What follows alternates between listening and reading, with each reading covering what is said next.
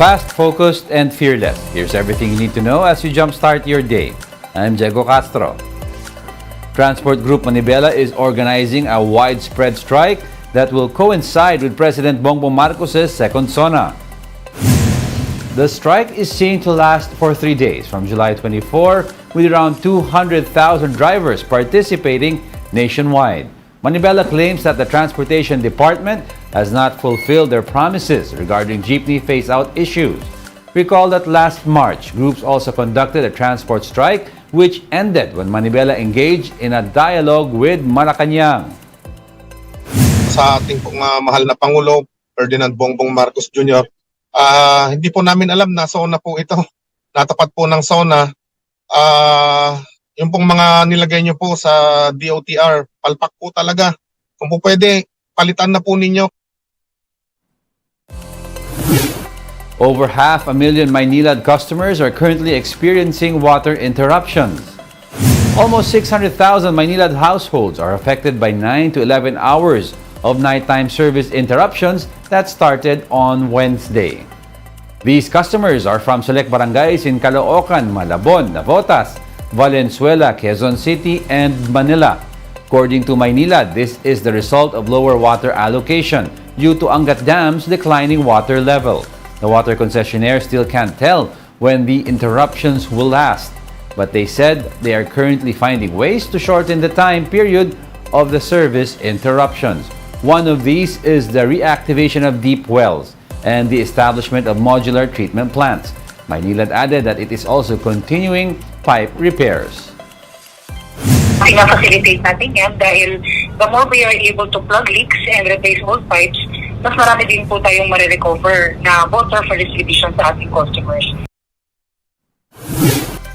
In weather, a low-pressure area is moving closer towards the Luzon landmass. PAGASA last spotted the LPA some 95 kilometers east of Infanta in Quezon province. Although it is still unlikely to develop into a tropical cyclone in the next 24 hours, the LPA will trigger scattered rain showers and thunderstorms over several areas, including Luzon, Visayas, Zamboanga Peninsula, Northern Mindanao, Caraga, and BARMM. Residents are warned of possible flash floods and landslides.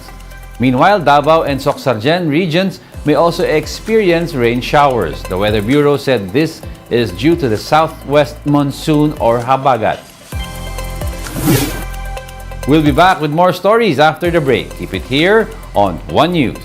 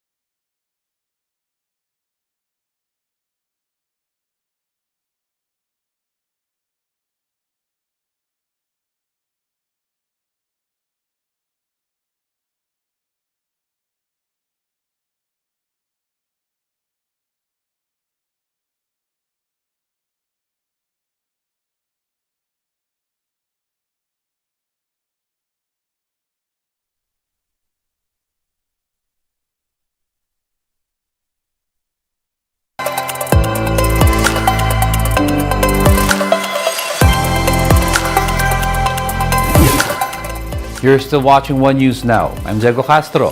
Several nations have called on the Chinese government to recognize the 2016 arbitral ruling that voided its expansive maritime claim. Pamela Vasquez with the report. Ambassadors of the United States, Australia, European Union, Japan, UK, India, France, and Germany came out in force to mark the 7th anniversary of the UN arbitral ruling at an event hosted by the Stratbase Institute.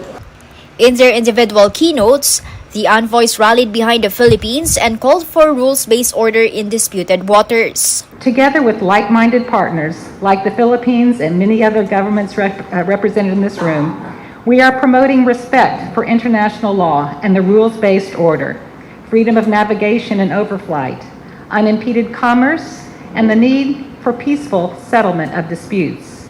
That is why formally elevating our relationship to a strategic partnership later this year is a top priority for both our countries, certainly for the Australian government.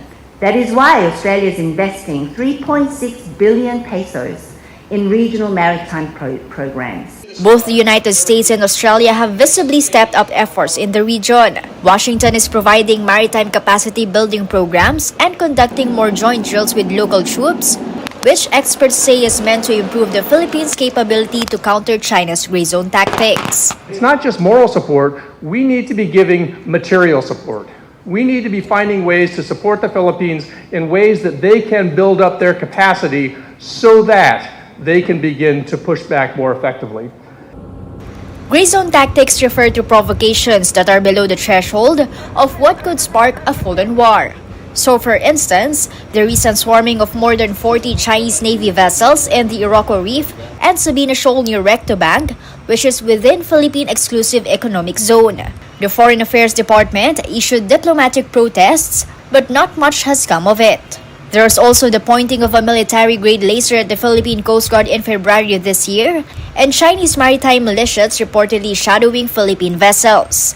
But U.S. Ambassador Carlson insists that the Enhanced Defense Cooperation Agreement, or EDCA, is not meant to target any one single country. The goal of EDCA is to strengthen the U.S.-Philippine alliance, which stands on its own and is not focused on any single threat, country, or issue. The Foreign Affairs Department has launched a microsite commemorating the 2016 historic win, which includes the position papers submitted to the Hague Tribunal.